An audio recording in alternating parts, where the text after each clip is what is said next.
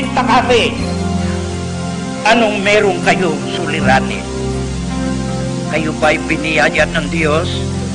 Buhay kayo, masigla kayo, payapa kayo, ligtas kayo sa lahat ng bagabag, sa lahat ng sakuna, ligtas kayo sa karamdaman, ligtas kayo sa lahat ng kapigatian, mga dalamhati, kaapihan. Kanino nyo pasasalamatan? Lalapit ba kayo kay San Pablo? Lalapit ba kayo kay San Pedro? Lalapit ba kayo sa isang santo? Mga nilikha. Lalapit ba kayo kay Birheng Maria at sasabihin nyo, salamat po sa iyo? Walang galang kayo! Hindi pa nyo nalang ang bubuhay sa inyo, Diyos? Hindi pa nyo nalang nagbibigay buhay sa inyo, Diyos? Kung gayon, anong dapat gawin? Diyos ko, napakalaki niyang pag-ibig mo sa akin. Ako isang taong nagkakamali at gumagawa ng kamalian. Hindi kita napupurihan ng tapat sa aking pamumuhay. Gayunman, nananatili ang iyong pag-ibig sa akin. Binibigyan mo ako ng ikabubuhay sa araw-araw.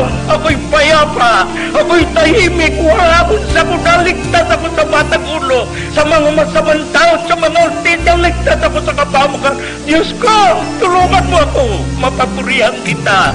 Ang buhay ko'y makaluwalhati sa iyo, upang ang pag-ibig mo sa akin ibatugong ko. Amang Diyos, ang lahat ng ito'y inihahain ko sa iyo, tinihandog ko sa iyo, sa pangalan ni Jesucristo, ng aming tagapagligtas. Nakapagpasalamat kayo. Bakit kay Santa Maria kayo paparo? Bakit sa Santo? Yung ba lumalang sa inyo? Yung ba nagbibigay buhay sa inyo? Wala tayong kalang at wala kayong pitagan, nagkakasala tayo sa ginagawa natin yan. Kaya't magbangon tayo, mga kapatid at mga Pilipino, mga kababayan. Magbangon tayo sa pagkakapangyarihan. Yakapin natin ang ating Ama. Yakapin natin ang ating Diyos. Inaantay niya tayo sa lahat ng sandali. Sinasabi niya sa atin, anak, iko'y napakamanghang. Inaligaw ka. Gayon may inaantay kita, magbalik ka pa atin. Bumalik tayo. Bumalik tayo. Sabihin natin sa kanyang, patawarin mo kami. Hindi namin nalalaman ang aming ginagawa. Salamat sa iyo, nagbigay ka ng ilaw, nagbigay ka ng liwanag at ikay nakilala ko. Ako'y bumabalik sa iyo, patawarin mo ako. Ako'y tulungan mo at maglilingkod ako. Hanggang ako'y nabubuhay ay alalayan mo ako sa araw-araw. Matupad ko ang bawat gusto mo. Ito ang pananampalatayang itinuturo ni Jesucristo ng ating Panginoon ng mga apostol.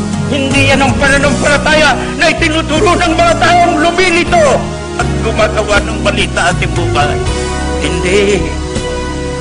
Lumapit kayo sa Kanya. Opo, sa Kanya kayo lumapit.